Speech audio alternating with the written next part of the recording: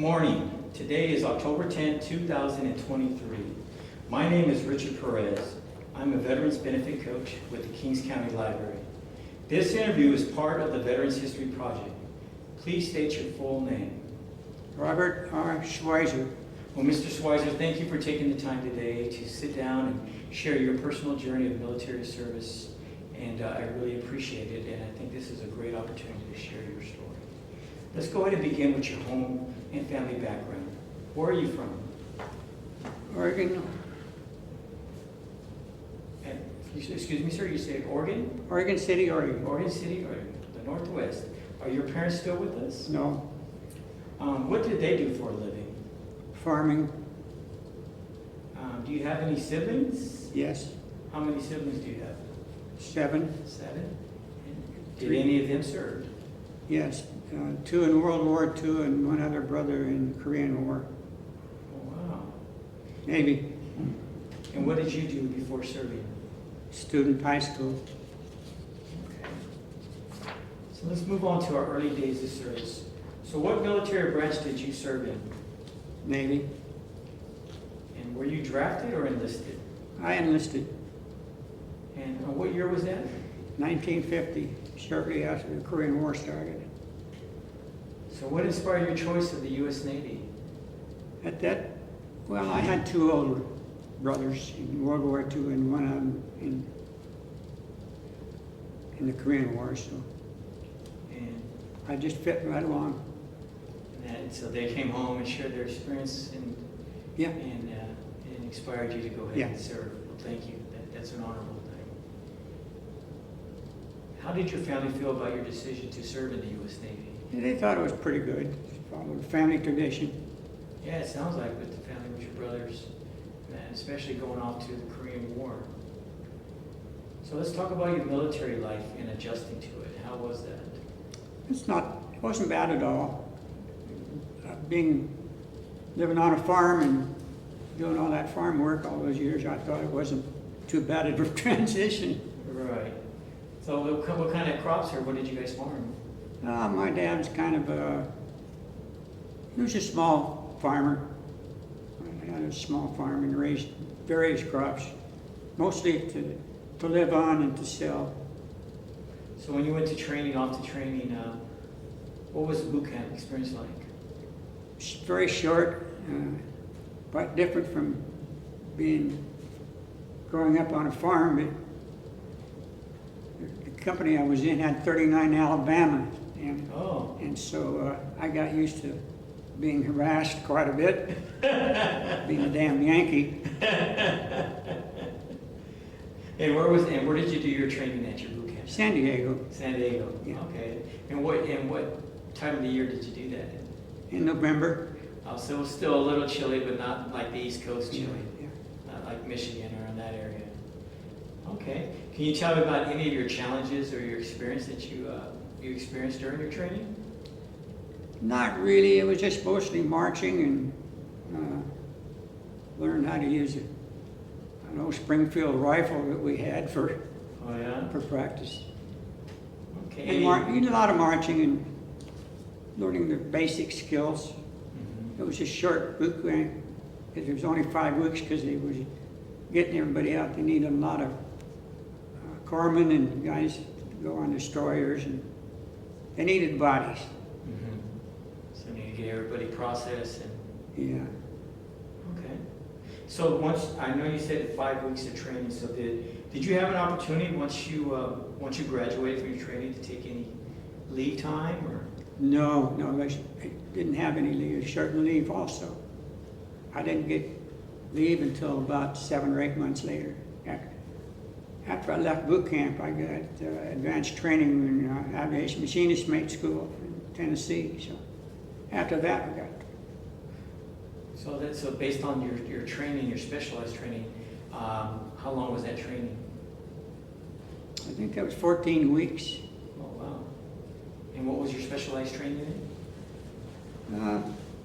Learning about the different old reciprocating engines and propellers,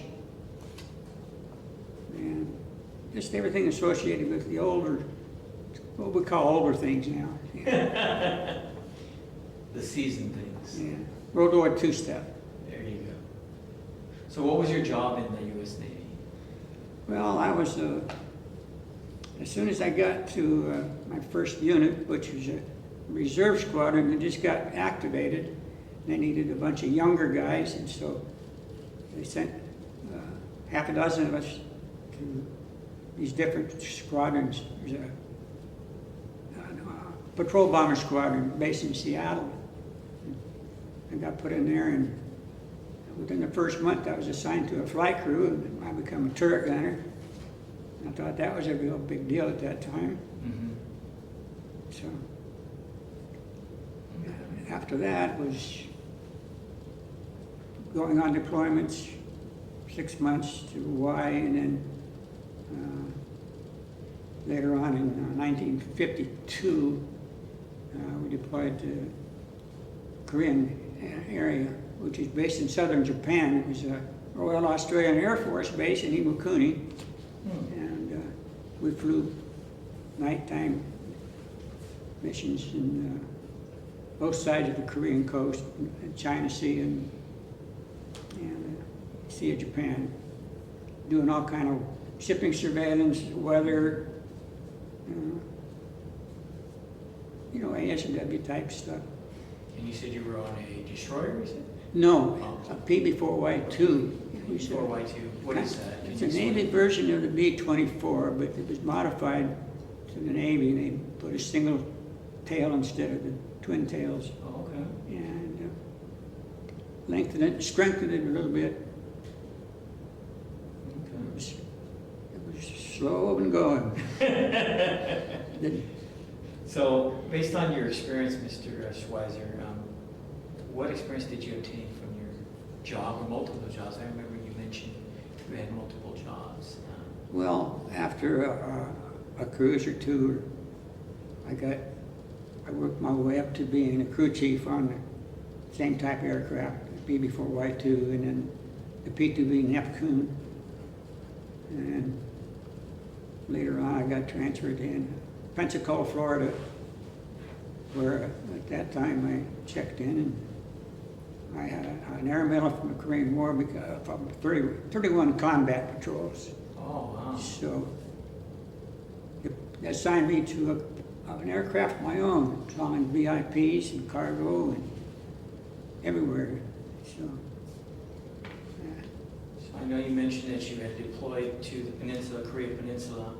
And what year was that you finally deployed to Korean Peninsula? Well, or Korea, I should say. I actually wasn't stationed in Korea, but it was in Korea. All our activity, all of our flying, patrols were on both sides of Korea, which extended up to way up in the northern part of the Sea of Japan, or the Yellow Sea, and then up to Vladivostok, Russia, just covering everything. And that was in 1950? 1952. 52. Then again in 1953. Oh, wow, so you went there back to back in Korea. And then so during the time when you initially did your deployment, was the Korean War already off and going? Oh yeah, it started in, it started in early 1950. And finally got to it in 52, later in 52. Okay, I know you mentioned you received an air medal for 31 combat sorties. Were those during the day, at night? Can you share that experience of what was going on with you and what you learned from those? They were both day and night, mostly nighttime, though. Flying cover for the Air Force, for the task force, and shipping surveillance for AS&W, for subs, and then daytime we'd be over more or less in the west side of Korea and doing shipping surveillance and stuff like that. So what were some of the stresses associated with your combat deployments? Well, when we was in the Sea of Japan, we were doing some shipping surveillance, and find a longboard ship would come up behind it. And I saw it I thought they were shooting flares at us.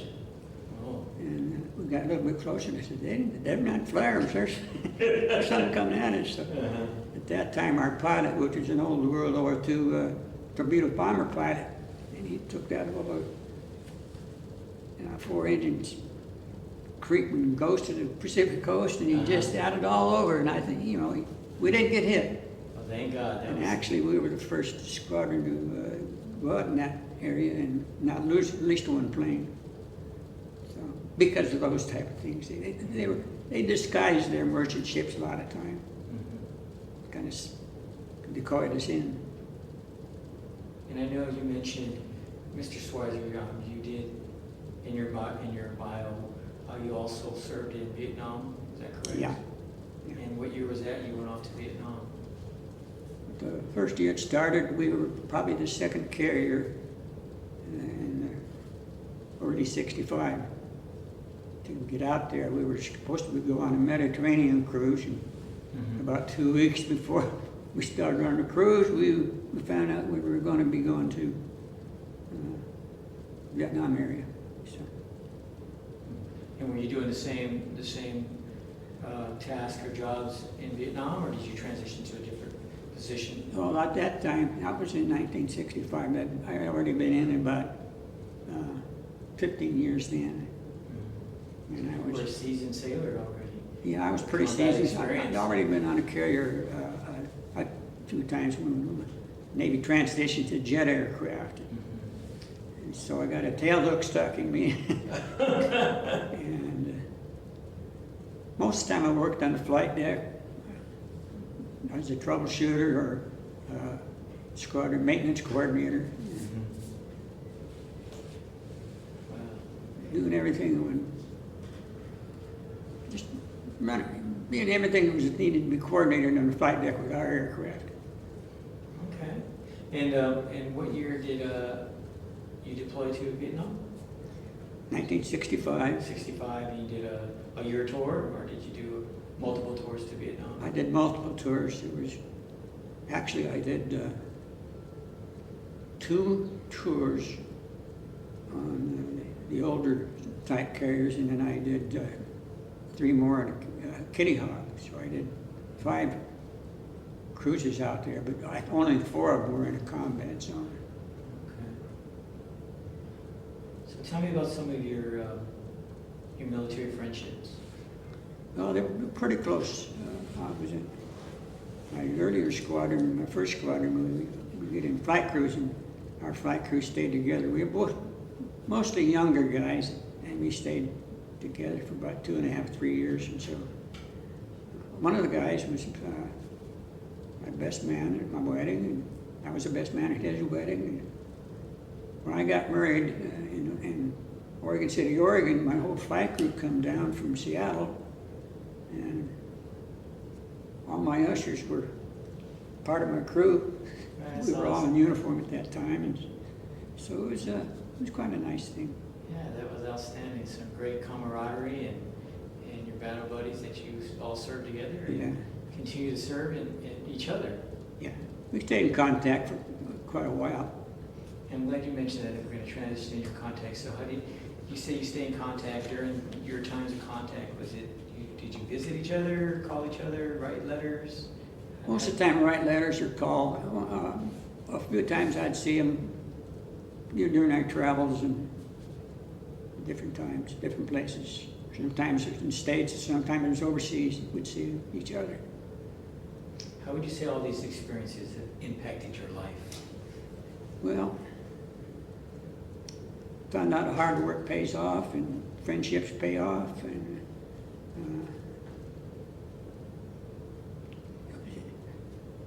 I don't know, it really was not much different from the moral precepts I grew up with, and being on a farm and Yes, sir. being slightly, whatever. You So- can cut that. Is there any specific memories about your service in the U.S. Navy that you would like to share? Anything else come to mind with your service in the U.S. Navy? Well, there was one specific time we were in the Korean accident. We were flying, we had completed our mission on the task force, and about 4 o'clock in the morning we took off to our trip north up towards Russia to get incoming weather for the task force for their missions. And so we just turned around, we could almost see the lights of Vladivostok, and we got down, and our number 4 engine froze up on us. And so at that time, we were starting to lose altitude. With normally 2,500 feet, and I heard the co-pilot say we were 1,800, 1,900 feet. I knew we were going to drop our extra gas tanks, which we had in the bomb bay. They were, and so my job was to go in there and loosen up some clamps and release the lever and push the thing out. Well, the thing didn't go out, the first tank, and so reached back and we got a hold of it and pushed it. By the time we pushed it, it dropped, so I just pushed it. And you're on the catwalk and just holding on to, it didn't have any safety straps on you to hold on, so all I had was a freezing wind and prop wash going back. And then the other one was, we had 300-gallon tanks on both sides, so we dropped 3,600 pounds. And that way we leveled out at about 900 feet.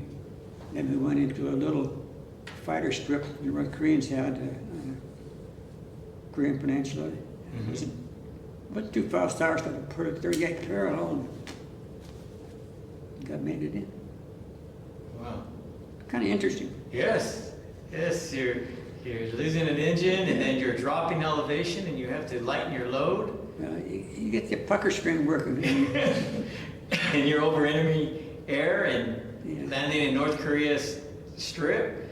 And when you landed there, did you guys have security? Were you able to? Oh no, the security was the army around us in North Korea. And it was the major Republic of Korea fighter airstrips. Oh, okay. And they took off there, and it was only 14 miles south of the 38 parallel, so we were close enough I could hear the action going on. Wow. I didn't sleep too well that Well, you had your guardian angel was watching over all. Yeah, that was the only time. The time in the North China Sea when we got shot at. There were other times. So I see you have your uniform right there behind you, and you have some ribbons and medals. What type of awards or medals or citations were you awarded during your service, your military service? Well, the Air Medal for the combat patrols, and Navy Commendation Medal, Navy Achievement Medal. I had six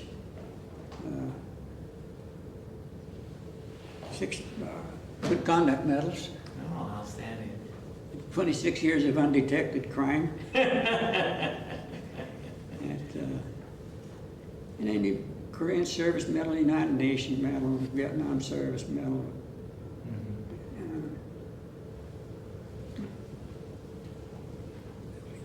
What would you call a bunch of salad, you know what I mean? Yes, sir. Well, they're well earned. And I know you being overseas in Korea and then Vietnam, and from a veteran's perspective, just like yourself, sir, how did the local population treat you and your fellow sailors and comrades in arms? Well, when we were stationed in Japan, we were part of the occupational force at that time. And later on, they treated us like we were the occupational forces. And most of the time, the local populace accepted us because around the air bases and stations you were at, and the ports we pulled in, there were a lot of merchants, and most of their economy comes off the sailors and soldiers. Okay. A lot of shopping. All right. How about during Vietnam? How did that?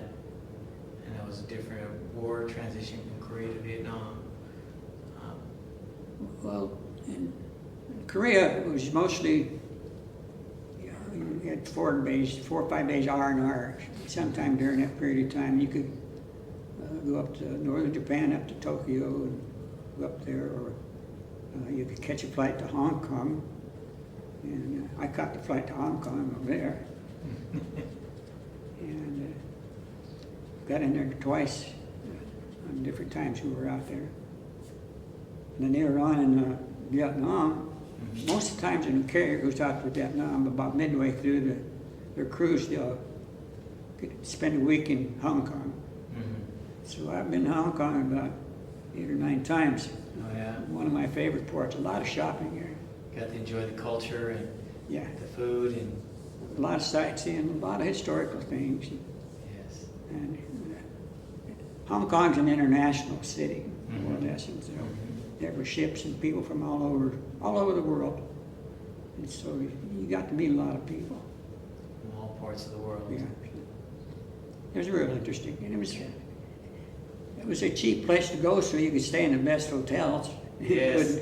It wouldn't cost you much. Yes. So R&R was definitely That was plus. that was very good for me. Yeah, and then also a lot of shopping.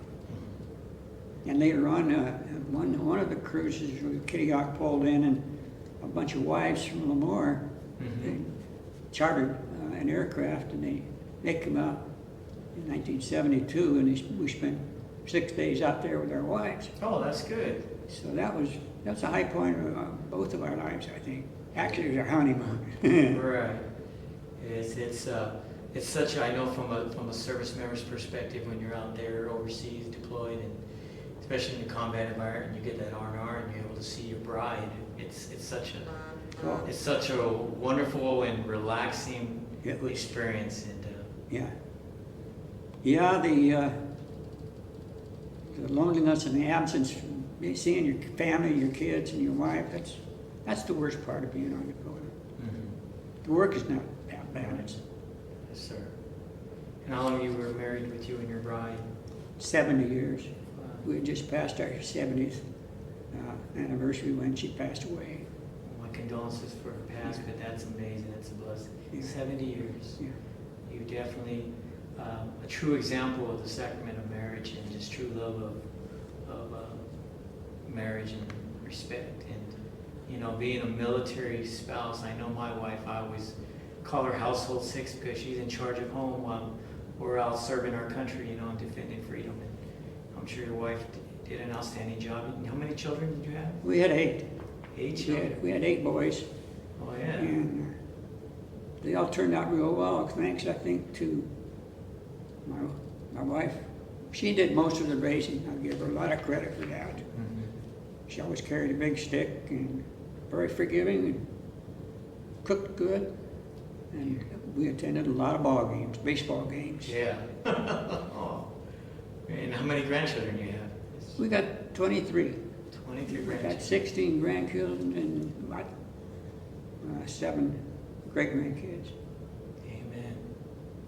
So, Mr. Schweizer, as we're getting ready to close out this part of the interview on your wartime experience, would you like to speak about any wounded or fallen comrades that you had the opportunity to meet or know, or during your service of the Korean War and Vietnam War, or even your Navy service completely?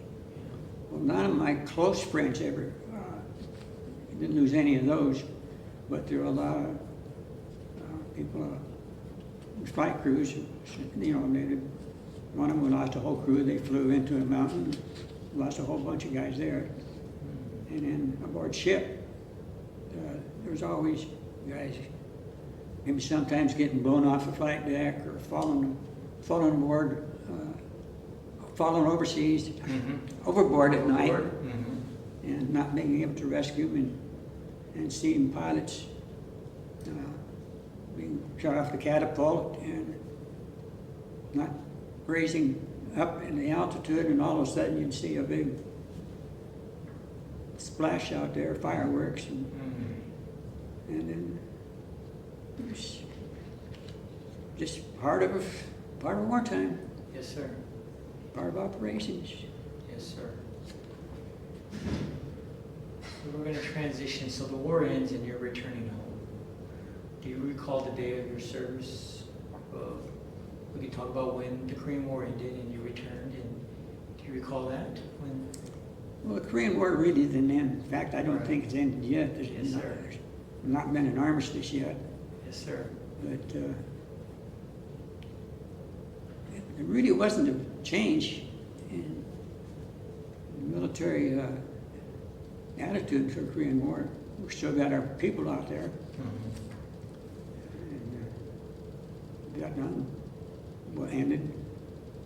It was a big deal because we had gotten our POWs back from North Vietnam, and we got those back, and that really was the end of the major hostilities. And then when they had the thing in Saigon, when it got overrun, that was not a pretty ending of that. Where were you when the Vietnam War came to an end? Actually, I was at home. And, well, I was in Lemoore. And it was kind of a big deal. Celebrated. Okay, so I know you mentioned you were in NSA Lemoore, so after both your Korean War conflict experience and your Vietnam War you continued to serve in the military, in the U.S. Navy? Yeah. I stayed until there was a particular time found out I was making Master Chief, and so I had to stay another couple of years. And after that, I stayed a couple more years. I reached the 26th year, and I thought that was enough. And that was the last increment you get for time in service. So you were coming to a close, and you served a long career. And Well, at that particular time, I wasn't really been around maintenance for 3 or 4 years, and so I was just on the second floor, being leading chief or career counselor, or escorting the skipper around and inspection and stuff like that. I didn't like that. I mean, well, I put up with it, but it wasn't most of my thing to do. Well, it kind of comes too sometimes with the position that that you earned and got promoted to. It was a pretty nice position, and the pay was much better. And so you always do your job as best you can. Yes, sir. But I didn't like to go to meetings and make reports out. A lot of paperwork. That wasn't my thing. What did you prefer, to be around the sailors and where the work was at? Well, back when having a wrench in my hand, it was probably my best parts of my career. Oh yeah. Just kind of gave you a more aspiration, or every day you would accomplish something, you'd repair something or fix something. It was a good feeling, a better feeling of accomplishing something. a sense of accomplishment of Yeah. doing your daily duties of repairing something that's very needed, right? A pacing item of an aircraft or something that's going to go out there and continue to defend freedom. Yeah. And so, go ahead, sir. I forgot to mention when I was in Pensacola, I want to mention this because when I was assigned to that one aircraft, wherever it went, I went. And sometimes it was 5 days a week. My wife didn't really care for it. She had a couple boys at that time. So, but most of our pilots were ex-World War II enlisted pilots. Oh, wow. And so sometimes we would fly, an E6 would be the plane commander, and a commander would be the co-pilot. But they were some of the best pilots because that's all they did is fly these transport type aircraft. And So when you transport, what did you transport? Did you transport personnel, cargo? well, one of them was, at that time the Blue Angels didn't have their own plane, so we used to haul them around, their maintenance crews. Not the pilots, but the maintenance crews.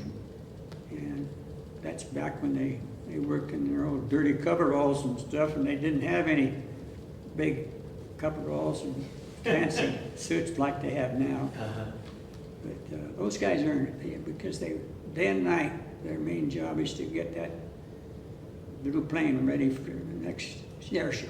So Always had to be ready. sometimes they'd work all night.